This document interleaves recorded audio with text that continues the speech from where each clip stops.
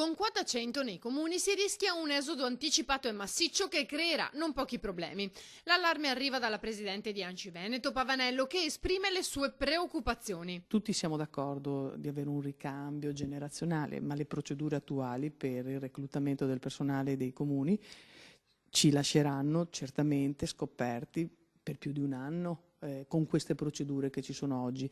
E siccome, se facciamo, partendo anche dal comune di Milano, un po' le potenziali persone che possono usufruire, ci sono 7 figure apicali, e 7 figure apicali che lasciano tutte insieme vuol dire che il comune non è in grado di portare avanti neanche le attività delle funzioni fondamentali. Sappiamo che oggi, soprattutto i comuni qui del Veneto, sono sotto organico. L'età media è di 56 anni, più si unisce questo provvedimento, cioè non siamo proprio in grado non è che possiamo prendere del personale a tempo determinato, lavoro interinale, no, non è possibile per tutta una serie di regole che si sovrappongono e quindi non siamo in grado di erogare i servizi, quindi veramente spero che venga accolto l'appello dei comuni. Ciò che preoccupa maggiormente sono le tempistiche concorsuali. Si parla di almeno 8 mesi, ma nel frattempo... Qui non è semplice pensare che ci siano procedure semplificate e quindi noi siamo molto preoccupati.